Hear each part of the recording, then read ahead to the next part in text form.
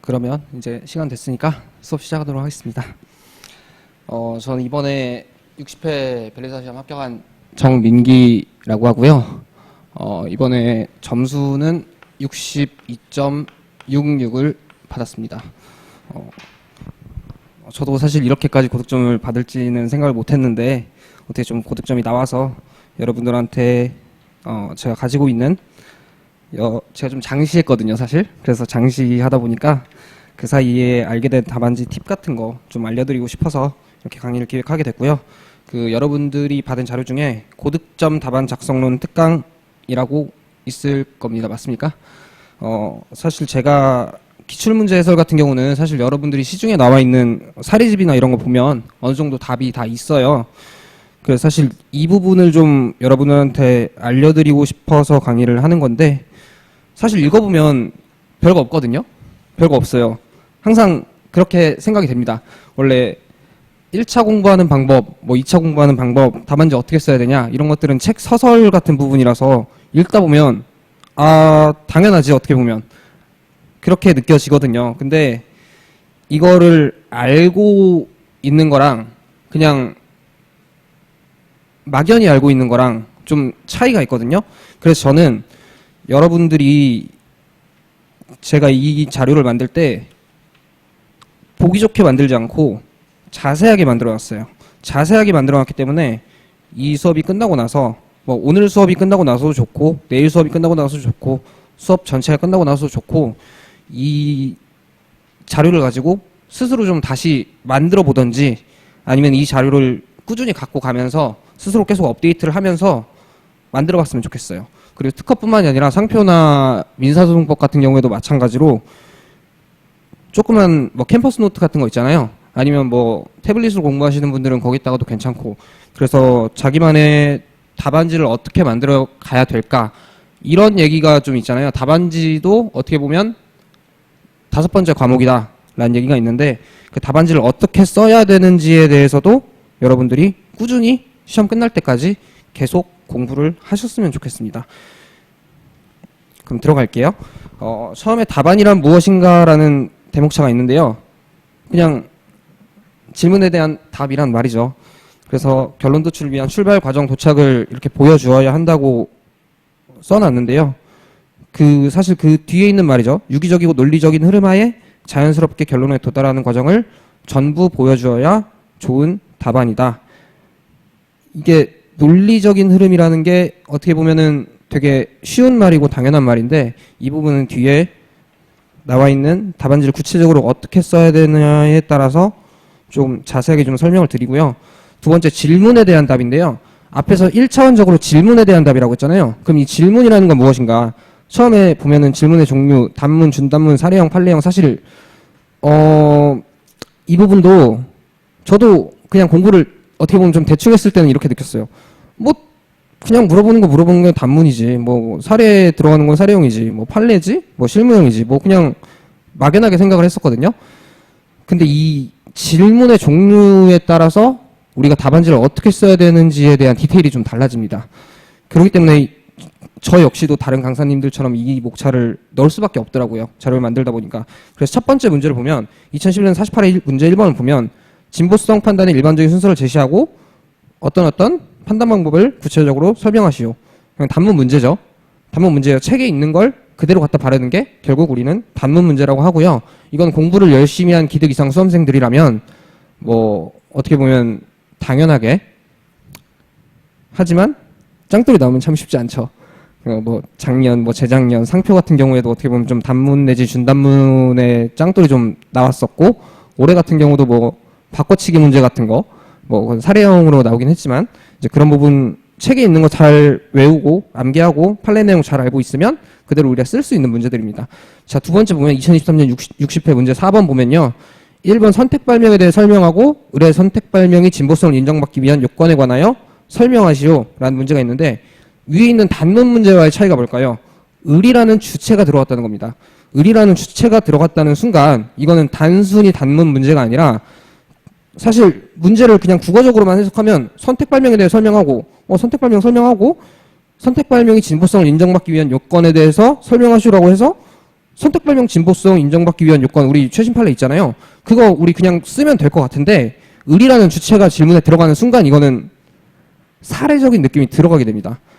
그래서 을의 발명을 짚어주면서 이게 선택 발명이고 이 선택 발명이 진보성을 인정받기 위한 요건을 이 사안에 나와 있는 사실관계를 판례, 그 최신 판례에 맞춰서 조금이라도 포섭을 해줘야 되는 거예요. 그렇기 때문에 이건 단문과 차이가 있는 거예요. 그렇다고 이게 구체적인 날짜라든지 어떤 제도라든지 이런 것들이 없기 때문에 뭐 디테일한 사례 문제라고는 볼 수는 없고요. 그래서 보통 준단문이라는 표현을 많이 합니다. 자, 그럼 한 페이지 넘어가 보면 2013년 60회 문제 3번을 보면 뭐 지문은 생략돼 있고요. 밑에 보면은 뭐 어떤 적합한 장비를 제조, 판매할 수 있도록 통상실시권 허락하는 계약을 체결했고 어떤 전용품 나와 있고 전용품 나와 있으면 뭐 간접침해 문제겠죠. 대형 유동 채널 제작해서 납품하고 있다. 특허법상 취할 수 있는 조치에 관하여 설명하시오. 대표적인 사례 문제죠. 주체 나와 있고 어떤 행위 있고 이 행동이 특허법상으로 어떤 의미가 있고 그래서 갑이 취할 수 있는 조치를 설명하시오. 이런 것들이 바로 사례 문제고 사실 과거에는 단문 문제랑 준단문 문제가 좀 많이 나왔었는데 요즘에는 사례 문제가 조금 대부분을 차지하고 있죠. 그래서 이런 문제를 잘 풀어야 되고요. 사례 문제, 사람마다 단문 문제를 어려워하는 사람이 있고 사례 문제를 어려워하는 사람이 있는데요. 사례 문제를 어려워하는 사람들은 문제를 좀 많이 풀어봐야 됩니다. 문제를 좀 많이 풀어봐야 돼서 그거를 해결하는 능력을 키워야 되고요. 특허법을 좀 전반적으로 공부하는 습관이 좀 필요해요. 사례 문제라고 하면 어떤 우리가 사실관계에서 그걸 해결해야 되기 때문에 앞에 있는 내용을 끌어와야 될 수도 있고 동시에 뒤에 있는 내용을 끌어와야 될 수도 있기 때문에 끌어와야 되는 경우가 있기 때문에 전반적으로 좀 공부해야 돼서 사례 문제를 좀 해결하는 능력을 키워야 되고요. 그 밑에 2018년 55회 문제 4번을 보면요. 역시 지문 생략돼 있고요.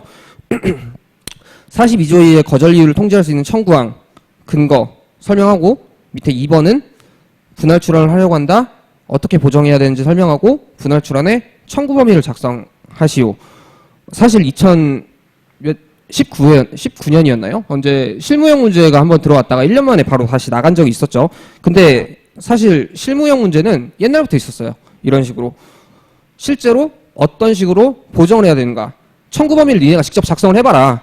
아니면 분할 출원 같은 경우에 니네가 직접 작성을 해봐라. 이런 실무형 문제는 옛날에도 있었고 지금도 있었죠. 물론 그때 당시에 실무형 문제가 들어왔을 때는 심판 청구서 작성해봐라라고 하는 뭐 아니면 보정서를 직접 작성해봐라라고 하는 조금 이런 문제보다는 조금 디테일한 문제이긴 했지만 어쨌든 이런 실무형 문제 청구항을 직접 주고 너네들이 뭐가 잘못됐고 어떻게 고쳐봐라 또는 분할 출원 어떤 식으로 잡아봐라 라고 했던 실무형 문제는 과거에도 있고 현재도 있으니까 이렇게 문제 종류를 단문, 준단문, 사례형, 판례형, 뭐 실무형이라고 했는데 판례형이라고 하는 거는 그 앞에 대목차 2번의 양가로 1번 보시면 판례형이라는 것도 중간에 하나 들어있거든요. 이 판례형이라고 하는 거 괄호치고 제가 기준이랑 사례로 나눠놨죠. 기준, 사례. 자, 여기서 둘 다 판례 문제인데 어떤 건 기준이라고 써놓고 제가 어떤 건 사례 문제라고 써놨어요. 올해 나왔던 유동 채널 같은 거 올해 나왔던 시험 문제 같은 경우는 그 사실관계를 그대로 사례화해서 만든 문제죠. 그런데 동시에 선택 발명 같은 경우는 진보성 판단 방법. 그래서 우리가 기존 판례에서 어떤 걸 가지고 문제화하냐에 따라서 기준이랑 사례가 나옵니다. 그럼 우리가 판례 공부할 때도 판례를 어디를 봐야 되는지가 달라지겠죠. 아, 내가 봤을 때 이건 출제 가능성이 있는 논점이고 출제 가능성이 있는 판례고 이거를 사례화할 수 있다 싶으면 우리는 그 판례를 볼 때 사실관계를 봐야겠죠. 그 사실관계를 봐야 되는데 그리고 어떤 판례들은 아 되게 A급 판례다 흔히 말해서 A급 판례다라고 하는 판례들이 이 판례들이에요.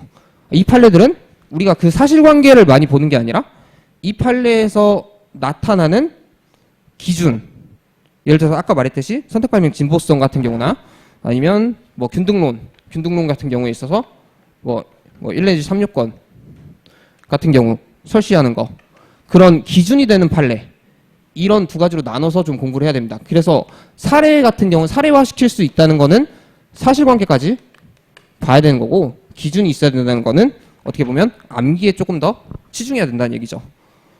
그럼 우리가 지금 질문의 종류를 단문, 준단문, 사례형, 판례형, 실무형 이렇게 봤는데, 단문하고 준단문 같은 경우는 사안포섭이 거의 없겠죠.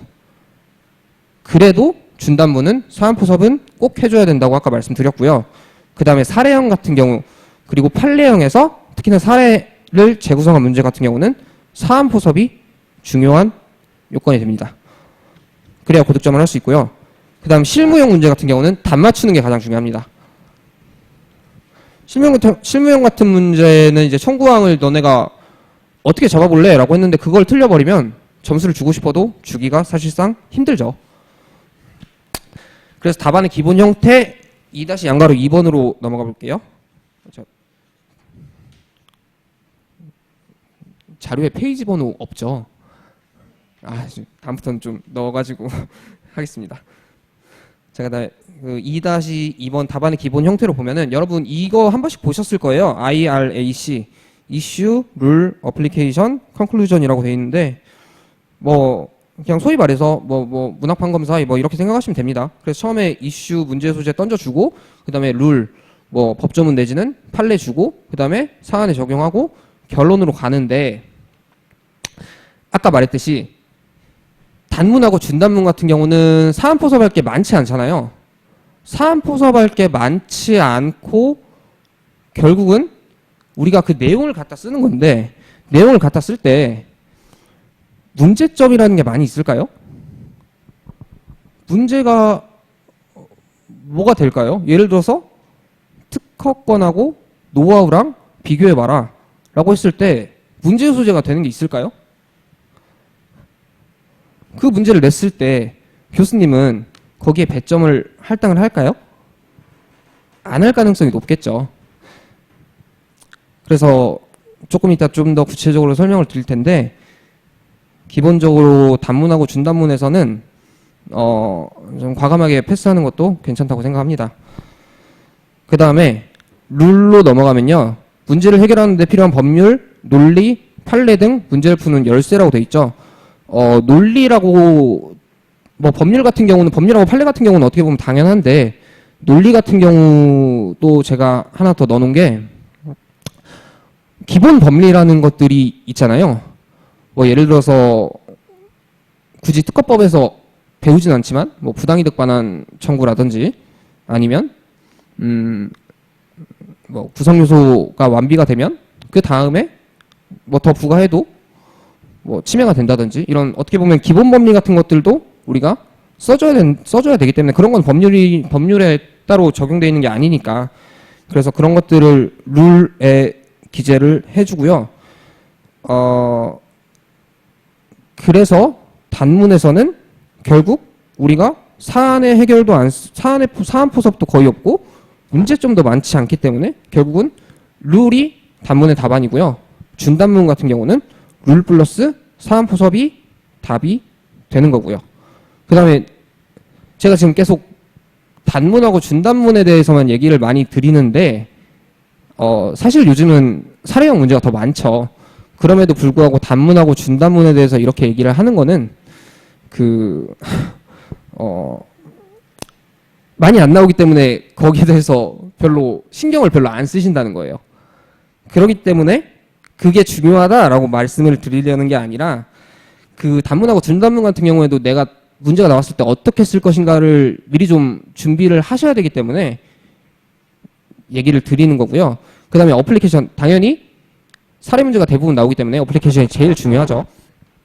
사안의 경우 뭐 사안 또는 결론, 아니면 뭐 설문의 해결, 이런 식으로 우리가 표현을 해서 문제를 풀게 되는데, 사례형, 실무형에서 보다 많은 비중을 차지하게 되겠죠. 아까 말했듯이 이 사안의 해결 또는 사안의 경우 같은 경우에 뒤에 판례를 제가 하나 놓고 그거를 실제로 어떻게 사안 해결에 적용하는지 연습 문제를 하나 넣어놓긴 했는데 이것도 되게 당연해 보이는데 두 가지 문장. 문제에서 주어진 주체, 객체, 시계 등의 사실관계를 관련 법리와 판례에 적용하는 단계를 의미함. 이거 되게 어떻게 보면 당연한 얘기잖아요. 그 밑에 판례의 키워드를 문제에서 준 사실관계에 접목시켜서 현출하자. 이것도 되게 그냥 읽어볼 때는 뭐 그냥 당연한 말 아니야? 라고 생각을 할 텐데 이게 실제 그렇게 작성된 답안지를 읽어봤을 때도 별거 아니야? 라고 그냥 읽힙니다. 별거 아닌데? 뭐 당연히 이렇게 해야 되는 거 아니야? 그런데 이거를 제대로 적용한 답안지와 이걸 제대로 적용하지 않은 답안지는 천차만별이 있습니다. 왜 우리가 판례를 보면 어떤 키워드가 있잖아요. 그리고 문제에서 준 사실관계가 있을 거예요. 뭐 주체는 갑과 을, 출원은 x와 y, 뭐 공지일, 언제, 그래서 등록이 되니? 라고 물어봤을 때 이 키워드를 가지고 이런 사실관계를 포섭해서 그래서 결론 등록이 된다? 안 된다? 얘네들을 직접 사안 해결에 써줘야 되는 거예요. 그게 아니면 판례를 쓴 의미가 없어요.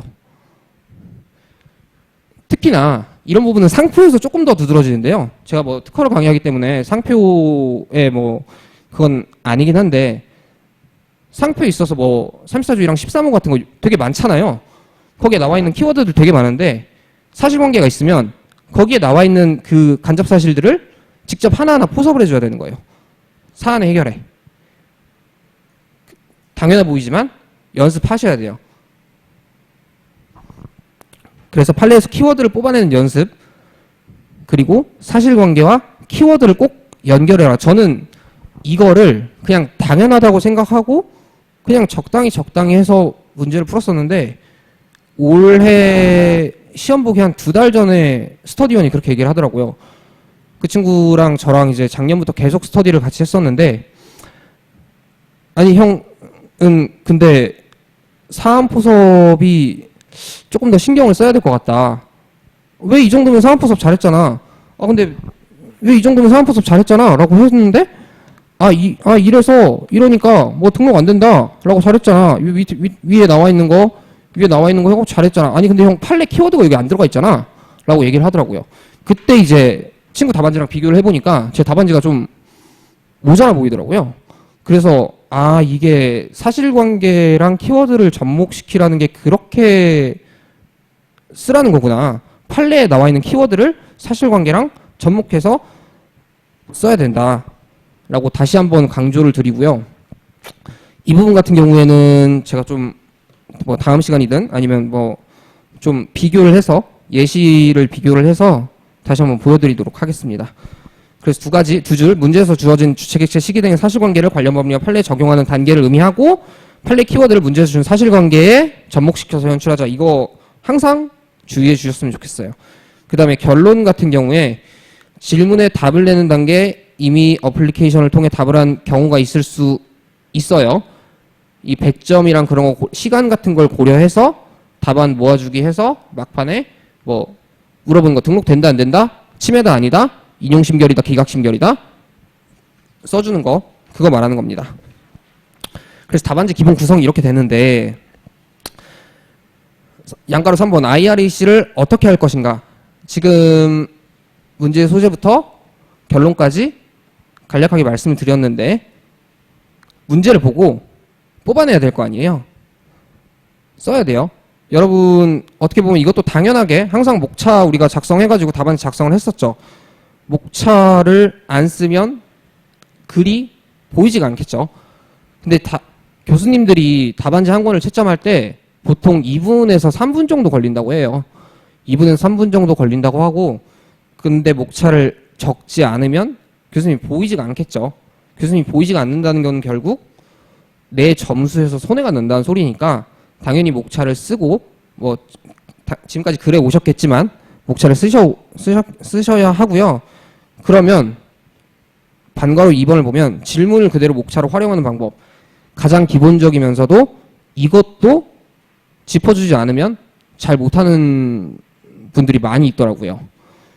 저도 이번에 합격을 하고 나서 오래 공부했던 분들하고 많이 얘기를 했어요. 아무래도 고득점이기도 했고, 저도 좀 장시를 했다 보니까 아는 분들이 좀 많아서 그런 분들이 어떻게 공부를 했냐, 아니면 답안지를 어떻게 썼냐, 네가 썼던 답안지 좀 볼 수 있냐? 라고 해가지고 좀 보여드리고 그분들의 답안지를 제가 좀 피드백을 해드렸는데, 이 부분이 생각보다 안 되는 사람들이 많더라고요. 그래서 문제를 보면은 2011년 48회 문제 1번을 보면 앞에서 있었던 거죠. 진보성 판단의 일반적인 순서를 제시하고 그중 용의 도출 여부의 판단 방법을 구체적으로 설명하시오 라고 있어요. 보면 그대로 그냥 뽑아내는 거예요. 진보성 판단의 일반적인 순서 제시하라고 했으니까 목차 하나 잡고요. 두 번째, 용의 도출 여부의 판단 방법 구체적으로 설명하시오 라고 해서 뽑는데, 조금 더 보기 좋게 앞에 그 전에 진보성 의의취지 판단 기준 일반론을 살짝 적어주고요. 뭐 인사라고 하시는 강사님 있으시던데, 어쨌든 앞에 잠깐 인사해주고요. 진보성 판단, 이 질문 그대로 목차화해서 뽑는 겁니다. 그 다음에 설문 2번을 보면요, 아래 각 발명의 특유한 진보성 판단에 대해 설명하시오 라고 돼 있는데, 이것도 제가 드릴 말씀이 많은데, 자, 가장 밑에 보면 나누어진 설문의 문제는 답안 목차도 무조건 나누어야 함이라고 적혀 있죠. 이거는 강사님들도 그렇고 조금 견해의 대립이 있는 것 같아요. 근데 민수에서는 모르겠는데요. 특허상표에서는 이게 명확하다고 생각합니다. 공통된 논점들, 옛날에는 이런 식으로 답안지를 많이 적었거든요. 1번, 2번, 3번 공통된 논점들 적고, 4번 설문 1에 대해서, 5번 설문 2에 대해서, 6번 설문 3에 대해서, 이런 식으로 답안지를 많이 작성을 했는데요.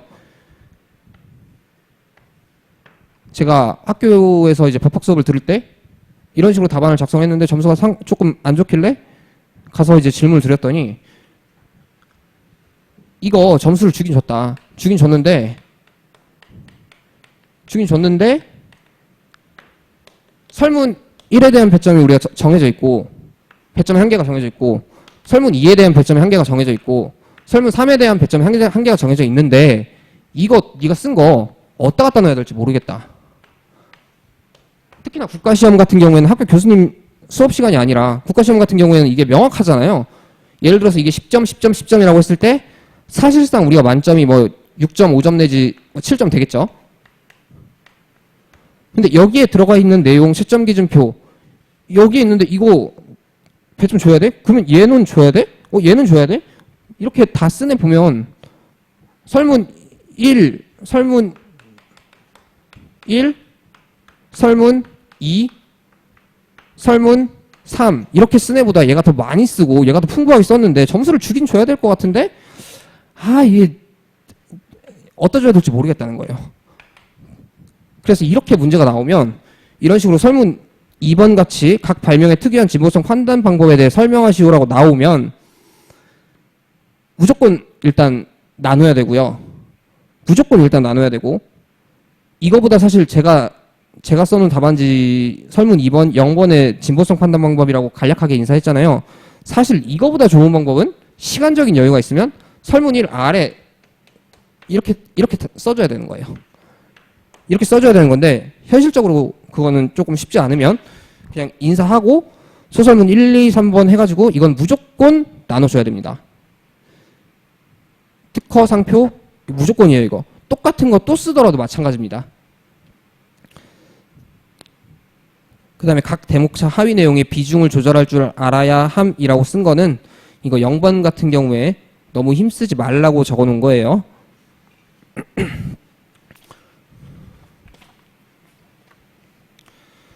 그래서 반괄호 3번 가보면 연습 문제 간단하게 있긴 한데 이거 한 10초? 10초에서 20초 정도만 한번 드릴 테니까 목차 한 번만 잡아보시겠어요?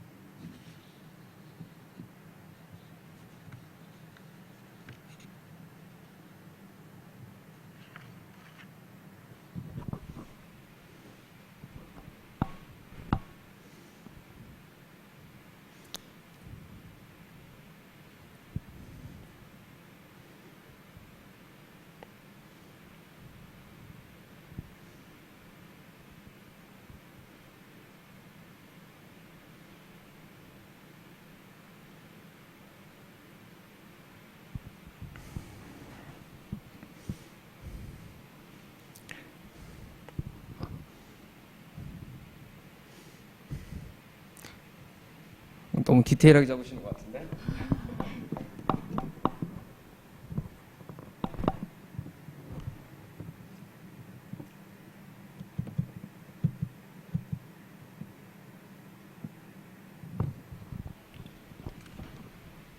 한번 잡아보셨으면, 제가 앞에서 말씀드린 대로 그대로 잡았으면은 이렇게 잡았어야 맞죠? 그 첫 번째 42조에 의해 거절이율을 통제할 수 있는 청구항 1번 42조에 의해 거절이율을 통제할 수 있는 청구항 그리고 근거 이렇게 잡을 수도 있을 거예요. 근데 좀 안 이쁘죠? 이렇게 잡으면 좀 안 이뻐요. 일부러 제가 알려드리는 기본보다 조금 어려운 이라고 해야 되나? 그게 그대로 적용되지 않는 문제들을 일부러 넣어놓은 건데요. 2번 같은 경우는 분할 출원에 재설제만 남기고 분할 출원하려고 한다. 원출원 청구 범위를 어떻게 보정해야 하는지. 1번 원출원 청구 범위의 보정 방안, 보정안 해가지고 1번일 거고 2번 분할 출원의 청구 범위. 앞에서 얘기했던 이게 대표적인 실무형 문제인데 1번 같은 경우 사실 이렇게 목차를 잡아도 상관은 없어요. 상관은 없는데 이제 뭔가 결론을 앞에다가 먼저 꺼내놓고 그 다음에 근거를 쓰려고 하니까 우리가 일반적인 답안지에 쓰던 방식이 아니다 보니까 IRAC가 아니라 거꾸로 됐죠. 그러다 보니까 이제 좀 어색한 부분이 있는 건데 이 부분도 이제 기출문제 해설할 때 제가 따로 한번 잡아드리겠습니다.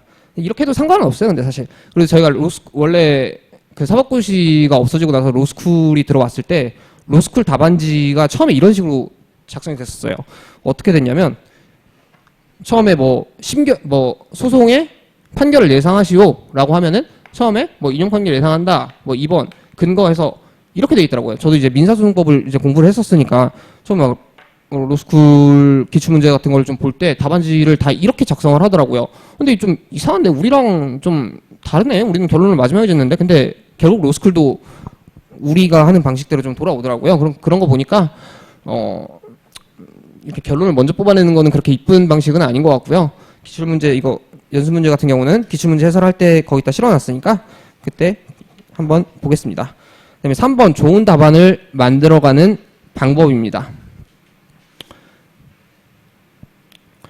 1차생들 아니니까 넘어가겠습니다. 양가로 1번 답안지 한 페이지에 22줄 16페이지 1점에 4줄 6에서 7점에 한 페이지 10점에 1.6에서 1.7페이지. 그 다음에 답안의 양과 점수의 관계라고 제가 적어놨는데요.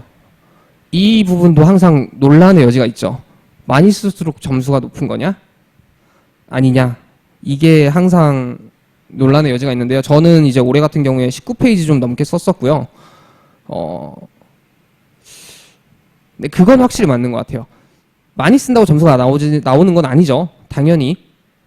적게 써도 고득점이 나올 수 있는 건 맞아요. 근데 초고득점이 나오려면 최소한 18페이지는 써야 되는 것 같아요. 그런데 공부 자체를 초고득점을 맞게 공부하는 거는 아닌 것 같아요. 그러니까 그냥 16페이지 정도 쓰시면 스트레스 받지 않으셔도 될 것 같아요. 작년에 합격했던 스터디원 한 명이 그때 작년이 아마 60점대가 한 명이었고 그 친구가 59점 몇 점이어가지고 사실상 차석이었는데 그 친구 같은 경우는 손이 워낙 빠른 친구여가지고 24페이지인가 25페이지 이 정도를 썼더라고요. 그런 경우도 그렇고 저는 19페이지 조금 넘게 썼으니까 근데 그렇게 많은 양은 아니고 저도 좀 글씨가 좀 여유도 좀 있고 공란도 좀 있는 편이라서 그렇게 많진 않은데 어쨌든 한 15 내지 16페이지 정도 쓰면 합격에는 지장은 없다. 그렇게까지 고득점을 노리지 않을 거면 그 정도로만 말씀을 드리겠습니다. 그다음에 두 번째 시간 분배. 이거는 이제 작년에 제가 수업을 들었던 상표 강사님한테 들었던 건데요. 절대 2시간짜리 시험이 아니라 1시간짜리 시험 2번 보는 거라고 생각을 해라. 이게 제가 작년이랑 재작년에 이제 2차 시험 보고 점수를 이제 캡처를 해놓은 걸 보니까 1번하고 2번에서는 점수가 잘 나오는데 항상 3, 4번이 점수가 좀 잘 안 나오더라고요. 그게 뭘까 좀 고민을 해보니까 아무래도 시간 압박 방법이라고 이제 느꼈어요.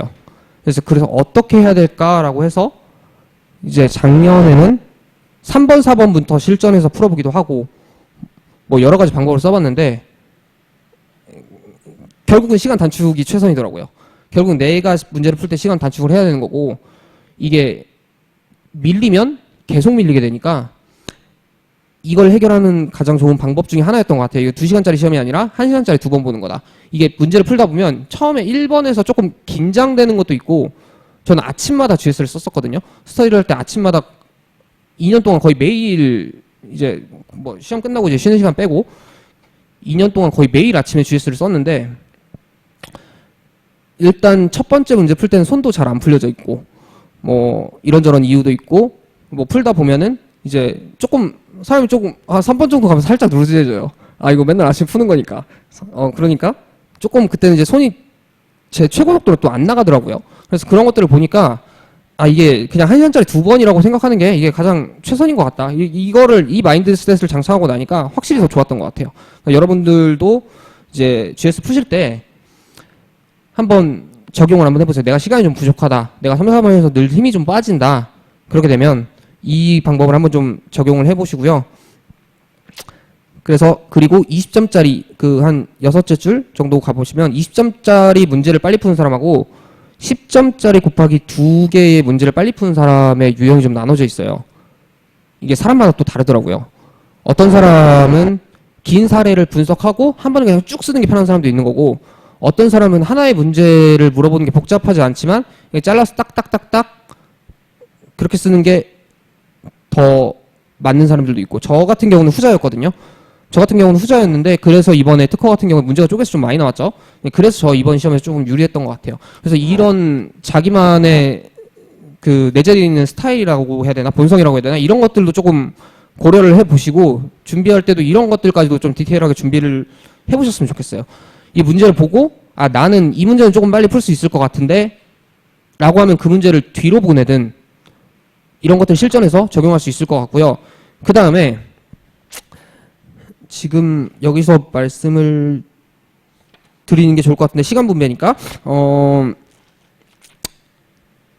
3, 4번 여기 세 번째 줄 가면 네 번째 줄 가면 3, 4번 문제를 먼저 풀어도 전혀 무방하다고 되어 있죠.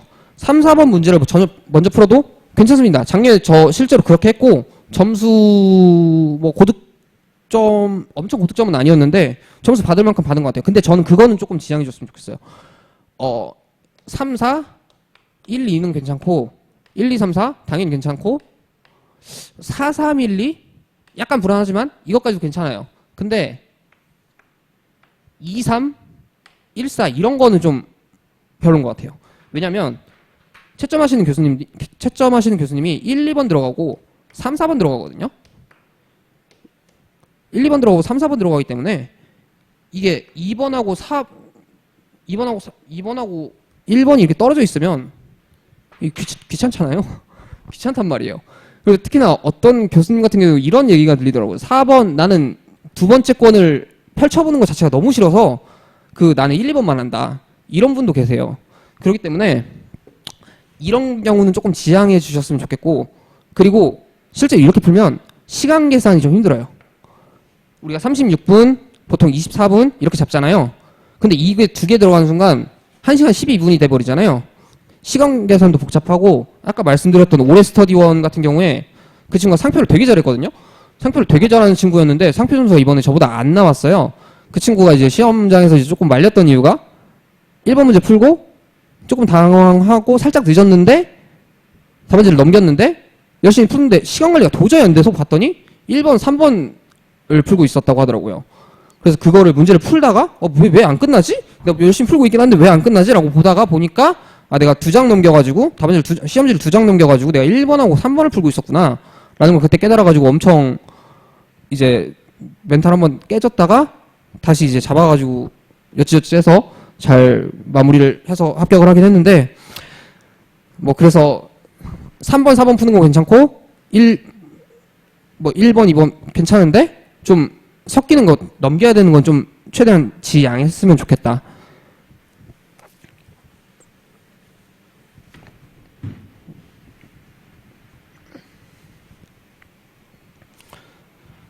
그 다음에 각자 목차 잡는 시간을 잡아서 연습하기라고 되어 있는데요.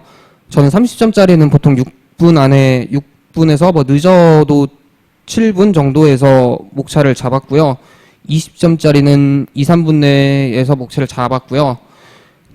이게 목표였고요. 근데 사실은 거의 5분에서 한 2분 정도로 잡고 문제 풀면서 조금씩 추가해 가면서 그렇게 답안지를 썼던 것 같아요. 목차 잡는 것도 어떤 사람은 대목차만 잡고 어떤 사람은 중목차까지 좀 디테일하게 잡고 쭉 쓰는 사람도 있고 하니까 이것도 여러분의 방식대로 좀 연습을 한번 해보세요. 난 대목차만 잡고 바로 들어가겠다. 그리고 어떤 사람들은 저는 추천하지 않는 방법이긴 한데 문제 소재를 쓰면서 머릿속으로 목차를 잡고 바로 답안지에 들어가는 사람들도 있더라고요. 그렇게 되면은 당연히 답안지를 쓸 시간은 많아지겠죠. 그리고 실수도 더 많아질 가능성이 있고요. 그래서 각자 목차 잡는 시간 잡아서 목차 잡는 방식 어느 정도로 내가 디테일하게 잡았을 때 결국 답안지의 퀄리티와 시간을 적당히 유지할 수 있을 것인지에 대해서 연습을 해보셨으면 좋겠어요. 다 아시는 내용인데 두세 문제 약간 미진하게 푸는 것보다 한 문제 통백으로 내는 것이 훨씬 치명적이라고 적어놨죠. 여러분이 이거 다 아시죠? 여러분이 다 아시는데 다만 부분을 좀 봐주세요. 이번에 60기에서도 특허법 4번을 못 풀고 낸 친구가 있어요.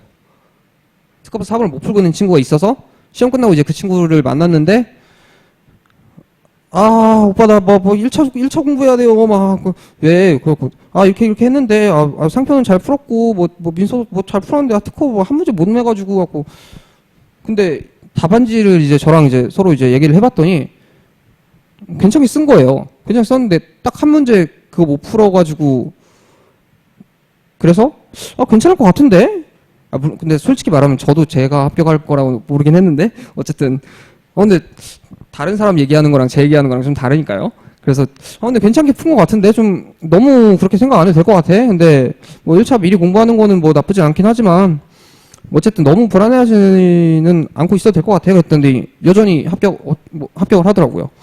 그래서 이게 마지막 시험이면 상관이 없는데 첫 번째 날이나 뭐 특상 민소에서 이게 한 문제를 누락해버리면 다음 시험에 너무 이제 멘탈적인 데미지가 크잖아요.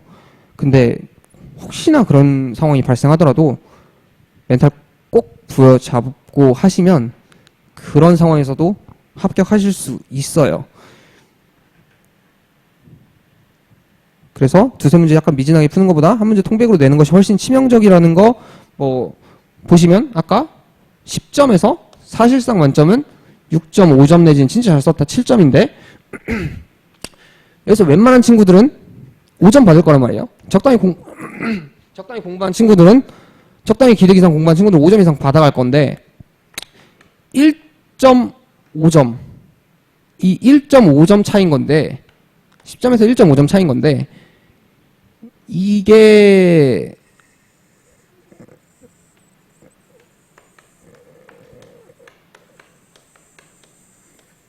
시간 관리가 훨씬 더 중요하다는 거죠.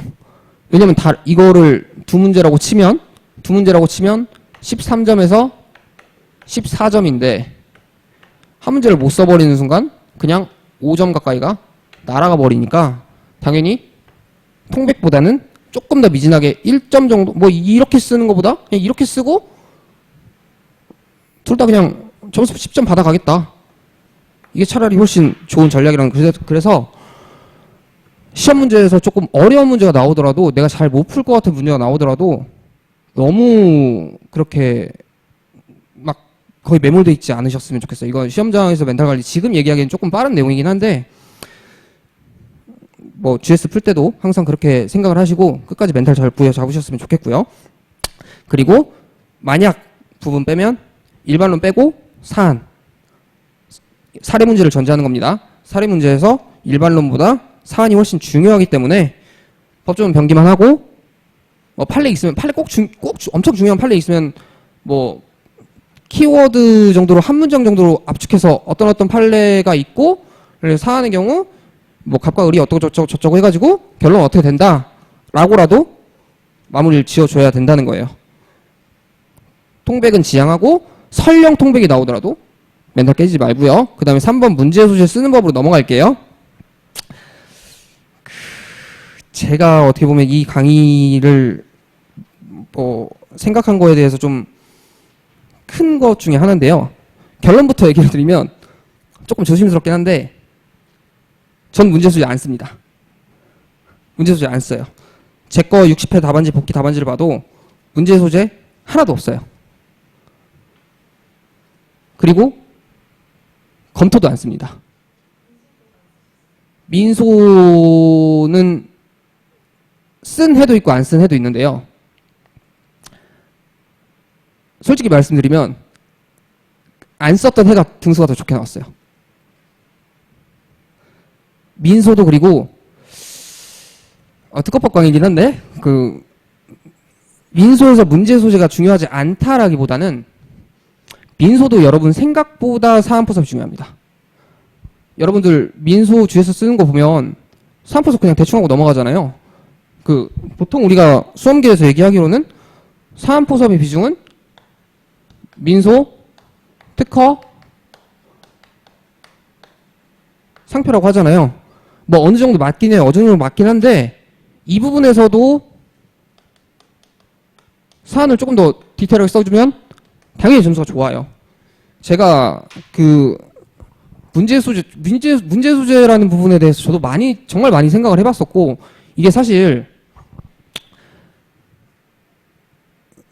뭐 2줄 내지 뭐 3줄일 수도 있고 좀 많이 쓰면 5줄일 수도 있고 뭐 이렇게 될 텐데, 이게 만약에 10점짜리로만 나오면 10번을 써야 된다는 소리잖아요, 이게. 10점짜리 나오면 10점짜리 만약에 10문제로 나오면 이걸 10번 써야 된다는 소리인데, 이게 시간과 지면을 내가 할당할 만큼의 가치가 있나?에 대해서 많이 고민을 해봤어요. 그래서 심지어 재작년에는 시험장에서 테스트를 한 거예요. 민소에서도. 근데 그 당시에 민소가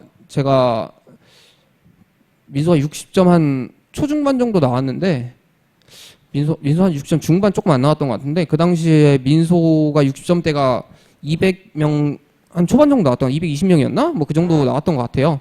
근데 그래서 그 점수면은 사실 민소 때문에 떨어진 건 아니죠. 그 당시에 상표 때문에 떨어졌었는데, 심지어 민소에서도 그런데 저는 특허 상표 같은 경우에 문제 소재가 저는 안 씁니다. 그래서 문제 소재 쓰는 법을 제가 말씀을 드릴게요. 문제 소재를 이것도 출제위원국 교수님한테 제가 찾아가가지고 한번 물어본 적이 있어요. 이게 문제 소재라는 거를 써야 되는 거냐? 써야 된다면 어떻게 써야 되는 거냐? 라고 물어봤는데, 케이스 1번 한번 보시겠어요? 전용품을 만들어 통상실질권자에 납품한 Y에게 특허법상 수여할 수 있는 조치를 합니다. 이거 뭐예요? 그냥 문제 복분한 거죠. 문제 이거 그대로 쓴 거예요. 이거 그리고 케이스 2번을 한번 볼까요? Y가 전용품을 납품하는 자는 통상실질권자로 별도의 권한 없는 자인 Y가 양도하는 게 침해가 되는지 여부에 따라 조치가 상이해진다. 따라서 침해인지 살피고 침해인지 아닌지에 따라서 가백 조치가 달라지겠죠. 그래서 그게 문제점이 된다는 거예요. 그게 판례고. 뭐가 문제인지를 정확히 짚어줘야 되는데, 문제를 그대로 동화방복하는 거는 좋은 문제 소재가 아니라는 거예요. 결론적으로 문제의 소재에 배점이 있을 확률도 적고, 그 배점을 가져가게 문제의 소재를 쓰기도 어렵고, 요즘에 많은 강사님들 답안지를 보면 문제의 소재에 어떤 제도 같은 걸 그냥 써요. 문제의 소재 뭐 분할 출원 뭐 이런 식으로 써가지고 여기다 뭐 쓰는데, 저는 그럴 바에야 차라리 그냥 분할 출원 의취지 이렇게 써서 그냥 이 목차를 더 선호하는 편이에요. 그래서 저는 안 씁니다. 저는 문제 소재는 안 쓰고요. 검토 같은 경우도 많은 강사님들이 어떤 식으로 하냐면 판례 근거 중에서 하나 뽑아가지고 검토로 쓰잖아요. 그거 그냥 판례에다 올리세요. 판례 풍부하게 썼다는 게 표해주는 게 저는 좋다고 생각합니다. 특허에서 사실 학설 대립이라는 게 거의 없잖아요. 뭐 한 5개 되나요? 5개도 뭐 실질적으로 시험에 나올 만한 거 따지면 5개도 안 될 것 같은데, 학설 대립이 있고 거기에 대해서 판례가 어떻게 표현을 했고 그래서 우리는 어떻게 가겠다라고 했을 때라든지, 아니면 심판실무는 어떻게 되는데 판례는 어떻게 했으니까 이게 다르다, 그래서 나는 이 기준에 의해서 문제를 풀겠다라고 해줄 때나 검토가 의의가 있다고 생각합니다. 판례 표현 중에 판례 그 근거 중에 하나 뽑아가지고 검토로 쓰는 거는 큰 의미가 없다고 보고요. 그러면 답안지 많이 안 써보신 분들은 약간 이런 생각이 들어요. 아, 근데 우리가 원래 법학 답안지 쓸 때 문학판 검사하고 검토해서 우리가 딱 결정한 그걸로 이제 사안을 해결하게 되는데 이거를 안 짚어주면 뭔가 좀 어색하다라고 하시는 분들이 있어요. 그냥 사안 해결에 뭐라고 쓰냐면 판례에 의하면 이렇게 쓰시면 돼요. 검토 따로 빼지 말고 그냥 판례를 두텁게 쓰시고 사안에 판례에 의하면 이라고 쓰시면 돼요. 판례가 나와 있는 거에 대해서 수험생들의 의견을 묻는 문제는 사실 안 내겠죠. 간혹가다 이제 판례 없는 문제에 대해서 너네 이거 어떻게 생각하니? 라고 해서 교수님들이 장난처럼 문제를 장난이라고, 아니 진짜 장난이라는 게 아니고요. 그냥 교수님들이 요즘 수험생들, 특허법 공부하는 학생들은 어떻게 생각할까라고 생각해가지고 문제를 내는 경우는 있을 수 있겠지만, 판례가 나와 있는 거에 대해서 진짜 수험생의 생각을 물어보지는 않겠죠. 그래서 저는 문제의 소재랑 검토는 거의 안 씁니다. 이거는 모르겠어요. 좀 조심스럽긴 합니다. 조심스럽긴 하는데 저는 안 써요. 그러면 문제 소재를 또 쓰고 싶으신 분들도 있잖아요. 좀 불안하잖아요. 수험생은 불안해요. 저도 그래서 사실 연습할 때는 문제 소재 썼다가 안 썼다가 뭐 12점 이상 분량인 문제에서는 썼다가 논점이 뭐 몇 개 이상인 데서는 썼다가 여러 방법 써봤거든요. 그래서 절충설 같은 정도는 뭐 12점 뭐 수험생들 선택하세요. 8점에서 12점 이상인 문제들에 대해서만 문제 소재를 한번 적고 가겠다. 이런 정도는 지면에 분량이 좀 있으니까 시간도 좀 할애할 수 있고, 몇 점 정도 이상인 데에서 문제 소재 쓰겠다 라든지, 논점이 몇 개 이상인 거에 대해서는 문제 소재를 쓰겠다, 이런 식으로 본인만의 기준을 좀 작성해 놨으면 좋겠어요.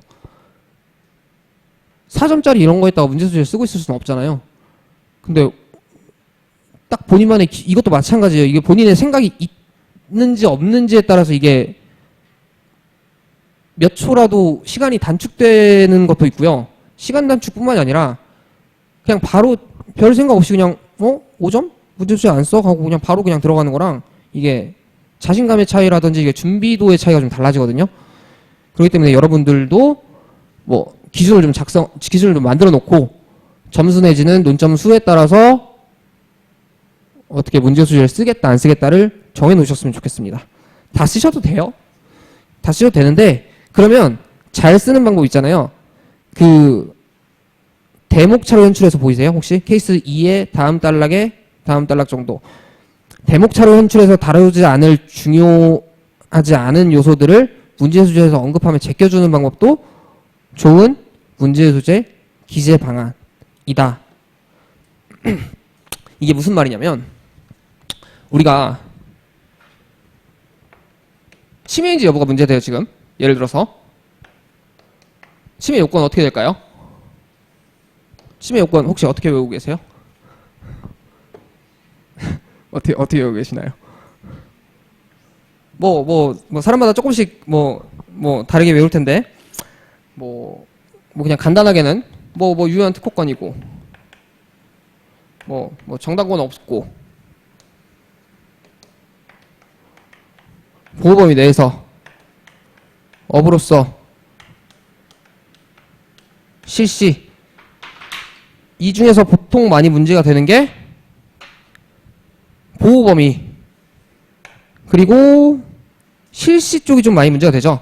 예를 들어서 이 세 개는 문제가 없다고 쳐요. 그러면 문제의 소재에서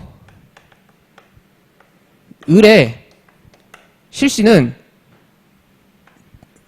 을은 정당권은 없는 자로 갑의 유효한 특허권을 업으로서 뭐 거기 문제 용어가 있겠죠. 뭐 판매 내지는 뭐 하고 있는 바 보호범위 내인지 실시인지 여부가 문제된다.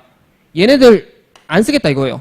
본문에 이거 안 쓸 테니까 이거 문제 안 되니까 이거 지금 두 개 논하겠다 라고 해서 그 다음 보호범위 내의 실시인지 실시인지 이렇게 문제풀이 들어가면 되는 거예요. 그래서 문제의 소재를 쓸 거면 쓸지 안 쓸지도 여러분들이 어느 정도 기준을 잡아 놓으셨으면 좋겠고, 그 다음에 쓸 거면 어떤 식으로 써야 되냐. 뭐 여러 타입 중에 하나죠. 여러 타입 중에 하나인데 본문에서 대목처럼 현출하지 않을 거를 미리 빼놓는 거예요. 이런 방법도 좋은 문제의 소재 쓰는 방법이라고 생각을 합니다. 그 다음에 4번 중목차 이하의 내용으로 들어갈 텐데요. 사실 이거는 지금 저희가 하고 있는 이 수업에서 할 내용은 아니죠. 기본 강의 그리고 뭐 판례 강의, 사례 강의, 뭐 기초지에서 이런 데서 할 내용이고, 여러 번 강조드리고 싶은 게 풍부한 사안포섭의 고득점 비결인데요. 여기도 내용이 조금 길어가지고 여러분 연습 문제도 있고 하니까 잠깐만 그러면 쉬었다가 할까요?